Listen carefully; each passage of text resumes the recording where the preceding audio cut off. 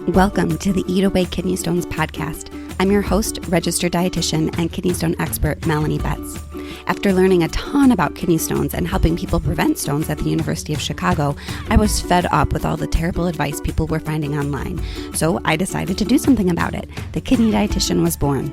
This podcast is for people who want to learn what actually works to prevent kidney stones and still enjoy life, eating, and their favorite foods. Let's dive in.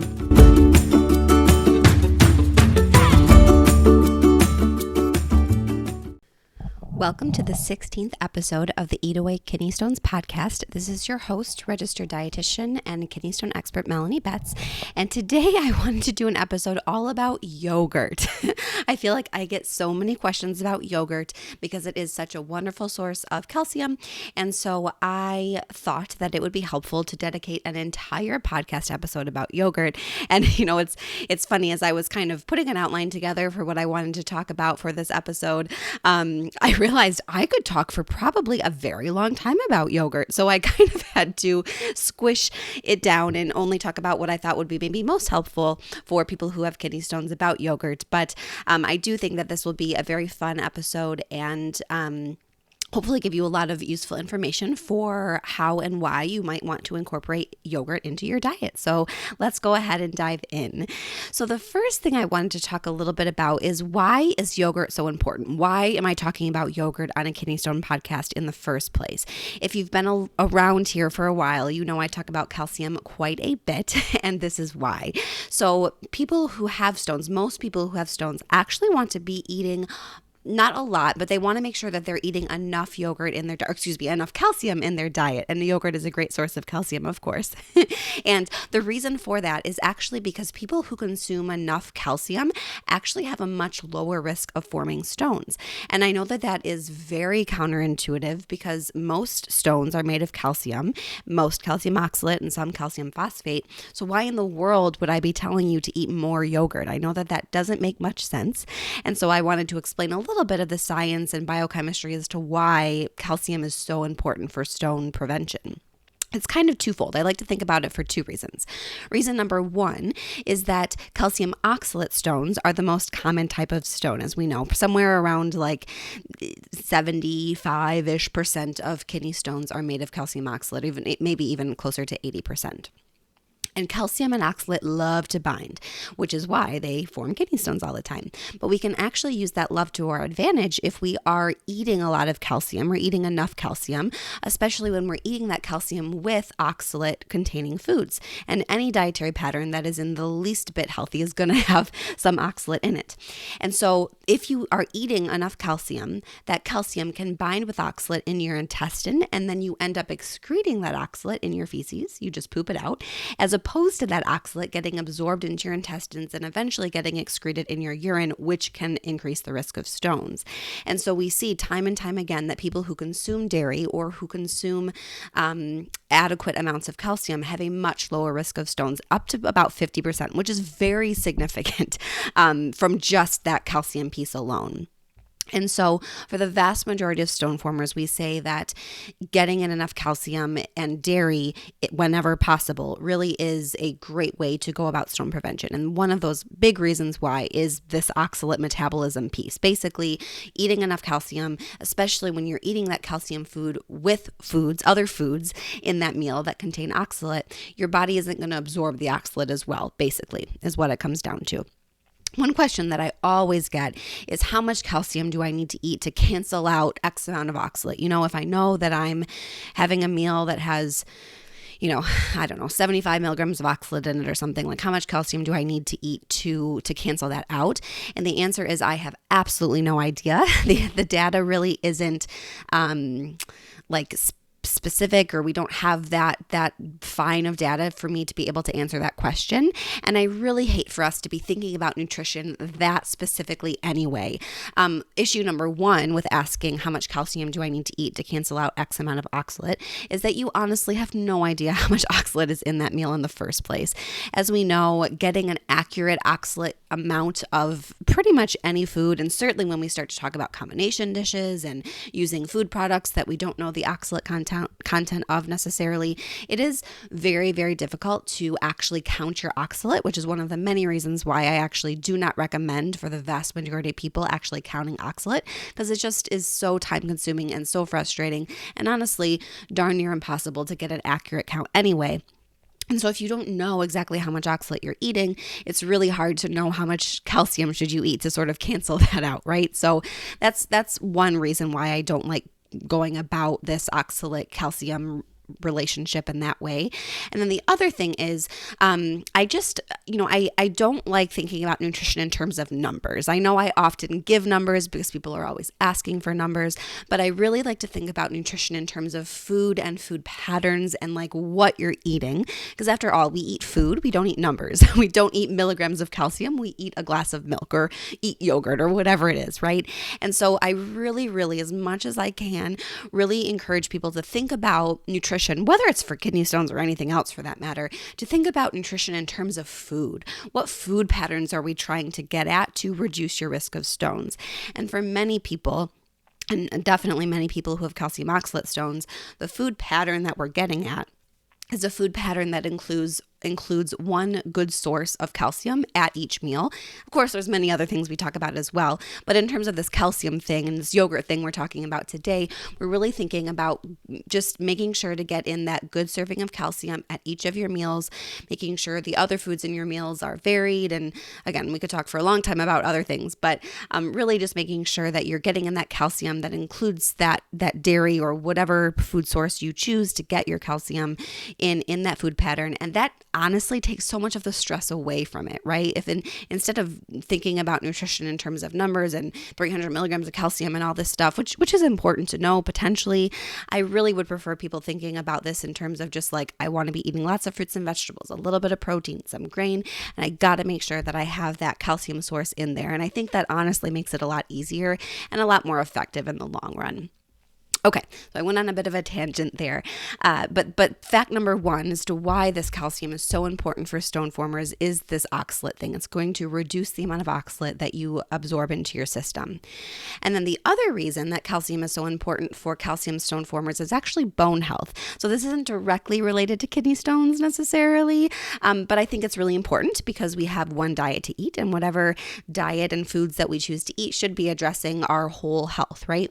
And stone formers, especially calcium stone formers, are at a higher risk of bone disease, things like bone fractures, osteopenia, osteoporosis. And the reason for that largely is because of that high urine calcium. Our bodies, for whatever reason, are pumping calcium into our urine at the expense of our bones, unfortunately. And so when we are told as stone formers to cut out calcium or to restrict calcium in our diets, as unfortunately many doctors are still telling their patients, that's actually putting our bones at risk as well as potentially increasing the risk of stones, ironically. So 2 big reasons why this calcium is so important for stone prevention: 1, reducing oxalate absorption, and 2, you as a calcium stone former really need to be eating enough calcium to protect your bones because you are at higher risk of all of that bone disease. And if we want to take this calcium thing even further, we can look at 24-hour urine results. You know that I am a big fan of 24-hour urine tests because that's really going to tell us why you're forming stones and what we can do to create a personalized kidney stone prevention plan that's going to be effective for stone prevention for you. And when we think about this calcium thing in terms of that 24-hour urine test, the 2 big groups of people that I want to be especially sure that are getting enough calcium in is anyone who has high urine oxalate. That is not necessarily everyone who has calcium oxalate stones.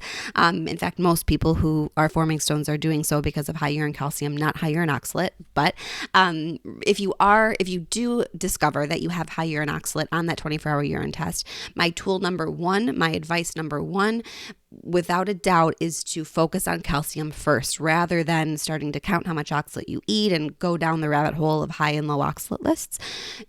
In the vast majority of cases, when people just get in enough calcium in their diet, that urine oxalate comes tumbling down and we don't need to worry about it. So if you do have high urine oxalate, tip number one to get that down is to eat enough calcium. And in many cases, that tip number one is all you need to get that oxalate down at least.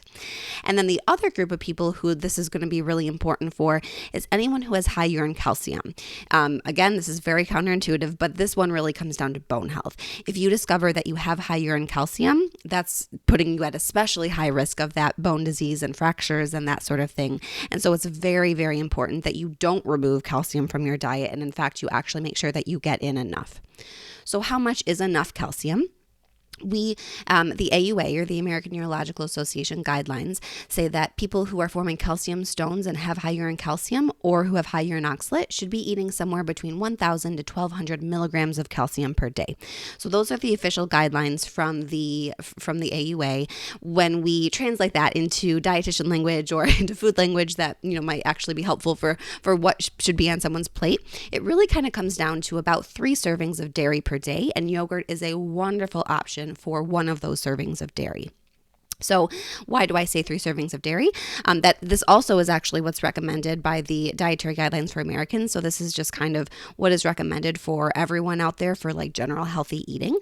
But it also lines up well for us to get that 1,000 to 1,200-ish milligrams of calcium per day, because one serving of dairy is going to have generally like 200-ish milligrams of calcium, and there's lots of variability in there, but one serving has about 200 milligrams of calcium.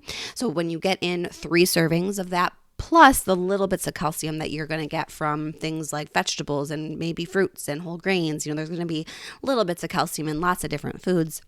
That's going to be a pretty surefire way to make sure that you are getting in that calcium. So we've talked so far about why calcium is so important for stone formers. So let's dive into the actual yogurt piece, which is, after all, the topic of this episode, and the different kinds of yogurt. And I really wanted to kind of focus on, what kind of yogurt might be the best option for you. There's really no one answer for this. Obviously, everyone has different nutrition needs. But when I think about recommending yogurt to a patient, I think about it sort of like threefold. So there's 3 different categories or things to consider when it comes to yogurt. So thing 1 to consider is, do you want regular yogurt or Greek yogurt? There's definitely many other kinds of yogurt available out there. The yogurt aisle has sort of taken over like half of the grocery store at this point, which is great. I'm a yogurt fan, so this works well for me. But generally we've got kind of regular yogurt or Greek yogurt, and we have a gazillion different kinds, of course, but when we look at the big categories, those are the 2 things. There's also Icelandic yogurt that I feel like has been around for a little while now. Icelandic yogurt I like to think about as like the next level of Greek yogurt. It's basically even thicker yogurt. It's been strained even more times.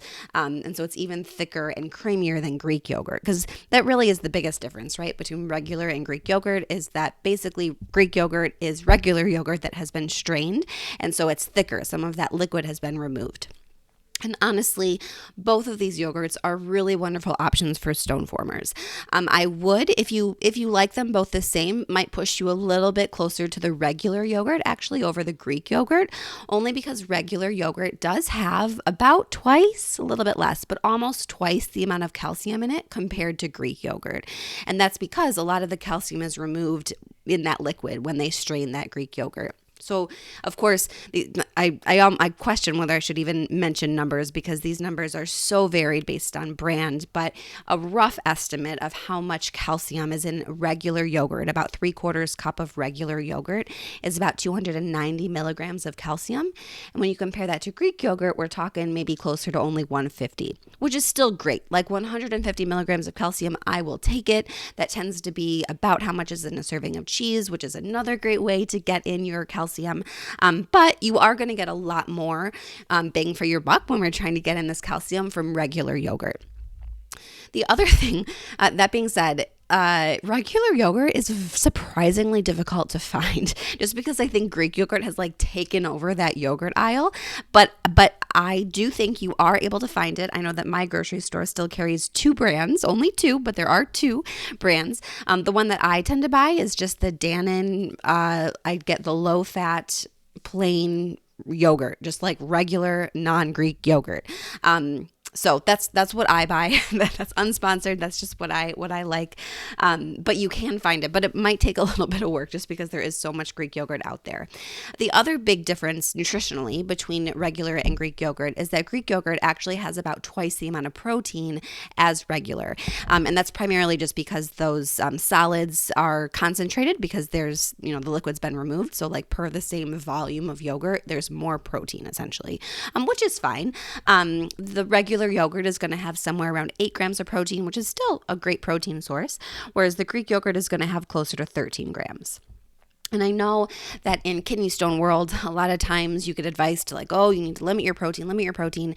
And for many cases, depending on your 24-hour urine test, that may be true. But when we talk about protein for stone prevention, we're primarily concerned with what we say non-dairy animal protein. So non-dairy animal protein, when you eat too much of that, is what tends to really cause the bad changes, if you will, in your urine that makes you more predisposed to kidney stones.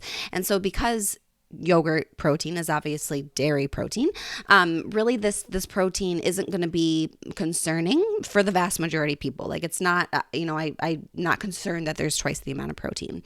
But of course, this all depends on you, your preferences, but just know that my general advice is that both regular and Greek yogurt are great options. Just be aware of these slight differences in terms of calcium and protein content and choose what you enjoy, what's available to you and what you enjoy eating. Because at the end of the day, I want you to enjoy your food. And if you, really hate Greek yogurt and I was like, hey, like Greek yogurt is the only way to go, like that's that. And if you feel like you have to eat regular yogurt for the rest of your life, that's no fun. So just choose what feels right to you. Both are great options. So the second thing that I consider, or big bucket when I think about different types of yogurt, is sweetened versus plain yogurt. So this is pretty much just what it sounds like. So plain yogurt is just the yogurt that's been fermented with the bacteria. It doesn't have anything added to it. It's plain, right? Whereas sweetened is going to have sugar added to it or fruit or something like that to make it taste sweet. I do tend to recommend plain yogurt for most people just because we know that added sugar can contribute to kidney stone formation in some cases, and most of us are getting a lot more added sugar than we should. So sweetened yogurt, again, this is going to be hugely different based on brand, but sweetened yogurt can have anywhere between 5 to 15-ish grams of added sugar per serving, which is a fair amount. So, to put that into context, technically we shouldn't be having more than about 25 to 36-ish grams of added sugar per day for the whole day. And when you're getting, upwards of 15 grams, half or so, or even more than half of your added sugar from just yogurt, that can be a lot. However, if that's the only way that you can enjoy yogurt and you just cannot do plain yogurt, but you enjoy the sweet stuff, that's fine. You can totally make that sweet stuff fit in your day. But if you like it, I really recommend the plain yogurt if that's something that you enjoy. Personally, I just add fruit to it. And then I get in my serving of fruit. I get in some extra fiber. And then, that's a great way to make that plain yogurt taste quite good. A very common breakfast that I have personally is plain yogurt, usually that Dannon low-fat plain yogurt with some canned peaches or maybe some berries and usually a little bit of yogurt, a little bit of granola is what I tend to have for breakfast because it's easy and quick. I get in my calcium and a fruit and can move on with my day. But again, whatever you prefer. Technically, plain yogurt is probably going to be the better option, but if you really love that sweetened yogurt, then go ahead and fit that into your day. That's totally fine. The other big category that I think about in terms of yogurt recommendations is whether someone should be eating full versus low fat or fat-free yogurt, right? We kind of have 3 big categories.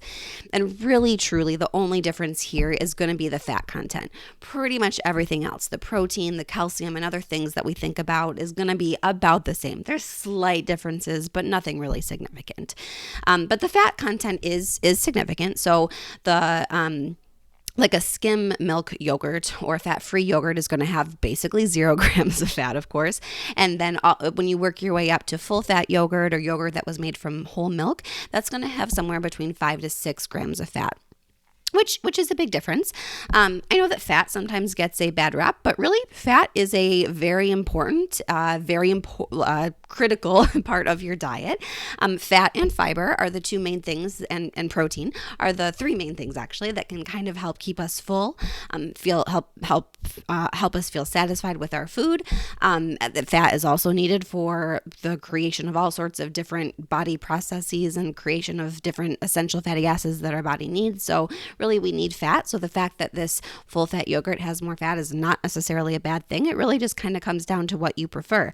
I will say that full fat yogurt is delicious, coming from kind of growing up with and for a long time eating fat-free yogurt. Even going to a low fat makes it taste way more creamy and delicious, and the full fat stuff is even better in terms of if you like that mouthfeel and that sort of richness. So again, this kind of comes down to personal preference, your personal goals. I will say that most of the fat that is found in yogurt is saturated fat, which historically we thought was not the best when it comes to cholesterol and heart health. However, when we've dug into the research a little bit more, a lot of data suggests that saturated fat from dairy products isn't bad, or it doesn't seem to be associated with the bad changes when it comes to heart health and cholesterol levels, like saturated fat from butter or from red meat and other fatty meats and that sort of thing. So I wouldn't be totally afraid of the saturated fat, but ultimately you should really work with your dietitian to see what's really best for you. And that is it. Those are my big three categories when it comes to the types of yogurt. Of course, we could talk for days about different fancy yogurts. Again, like that Icelandic yogurt, there's French yogurt, there's drinkable yogurt, there's kefir, there's all sorts of different things. All of them can be wonderful options. But really, for most of us, we just need to think about what's best for us in terms of regular versus Greek yogurt. Again, the biggest difference there is that regular yogurt is going to have more calcium and less protein. We also have sweetened versus plain yogurt. The biggest, really only difference there is that, of course, the sweetened stuff is going to have some added sugar, whereas plain is going to have basically zero. And then also deciding which fat level feels right for you. You don't need to be afraid of the full fat yogurt. Again, it's really delicious and it's going to help you feel more full. But if you would prefer a low fat or a skim version because of that saturated fat, that's completely your prerogative. From a stone prevention standpoint, I really don't care. So many things to consider and so many wonderful options.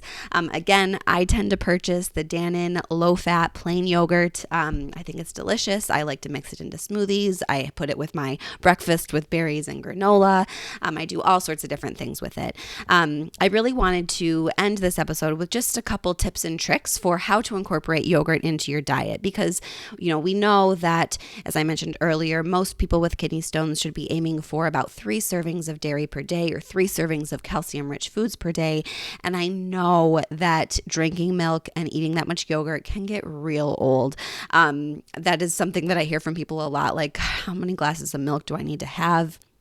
It gets old, and I get it. And that's actually the main reason why I created my 2 e-cookbooks, Stop Kidney Stones from Your Kitchen. I'll put a link to them in the show notes. All of the recipes in those cookbooks are I made them as a way to not hide dairy into your meal, but to incorporate it into your meal so it doesn't feel like you're just eating yogurt or drinking milk all day long because it does get old. But here are some of my favorite ways to incorporate yogurt specifically into your meal. Obviously, just having it as a side dish. So, have whatever food you're going to have and add a serving of yogurt on the side. That's easy peasy. Don't really need to think about it. And that is a perfectly legitimate, wonderful way to incorporate yogurt into your meal. My very favorite way of using yogurt is to make a dip or a sauce. And honestly, the possibilities here are endless. Like any creamy especially, dip or sauce that you love, you can totally create a version of it with yogurt. So, a great example here is like a vegetable dip. Vegetable dip, like traditionally, tends to not be made from yogurt. It tends to be made from mayonnaise, maybe a little sour cream. So it's not really going to have much calcium in it. And they tend to be very salty. But you can absolutely take some Greek yogurt, add a little bit of lemon juice, garlic, dill, whatever spices you love, mix the combinations here are truly endless and make a really, really delicious dip for, you could use it for vegetables. You could use it even for pretzels or all sorts of different things, pita chips, whatever. Vegetables are a great option because it's a great way to get in some more vegetables. But honestly, you can make a yogurt dip for pretty much anything. And it's such a great way to get in that calcium and not feel like you're just eating another serving of yogurt. You can also use it as like a sauce. So in my cookbooks, I actually have a recipe for a mushroom stroganoff. And I used a lot of yogurt in that stroganoff sauce as opposed to sour cream, which is traditionally used, just as a way to get in that calcium. So you can incorporate it into your recipe. Another great thing is using it like in a creamy soup. That's another great way to get it in there and feel like you're eating that soup and not just a side of yogurt. You can also get fancy and use it like as a part of your breading process. Like if you were doing, I don't know, making like oven baked chicken fingers or something like that. Typically you would put that chicken in an egg and breadcrumbs. You can absolutely use yogurt as part of that dredging process. And that's another way to kind of slip in a little bit of extra calcium. And yogurt is so great because it has so much calcium in it, especially that regular yogurt. Not many other foods other than milk itself have that close to 300 milligrams of calcium per serving. And so even getting, a quarter cup in as part of the breading, on the chicken that you're using to attach the breading to the chicken really can add a fair amount of calcium. So that's another fun way to get that yogurt in. And my last and favorite recommendation is popsicles, or making something like yogurt bark. That's another recipe that's in my cookbook. So yogurt is delicious. Frozen yogurt is a thing, as we all know. And so you can absolutely make some delicious yogurt-based popsicles, or again, yogurt bark, to get in that yogurt and add a sweet treat to your day too. So hopefully those tips are helpful and help you, give you some new ideas for how to incorporate yogurt into your day if you do enjoy yogurt. Hopefully that helped you understand a little bit why I recommend yogurt so heavily and why I think it's such a great option for people with kidney stones, and hopefully gave you some tips for which type of yogurt might be best for you. Again, there's no right answer. Everyone is different. Everyone has different preferences and medical history and just what they like, right? So whatever is best for you. And that brings us to the end of this episode of the Eat Away Kidney Stones podcast. If you thought this episode was helpful, please do take the time to leave a review for the podcast. It really does help me reach more people and ultimately help me help more people prevent kidney stones, which is always our goal, right? So thank you again so much for listening, and I hope to see you again soon. Thank you for listening to today's episode. For more help with kidney stones, check out my website, www.thekidneydietitian.org. For more personalized help from me, check out my online course, Kidney Stone Nutrition School. VIP enrollment includes help directly from me. I can't wait to see you there and help you prevent kidney stones. Have a great day.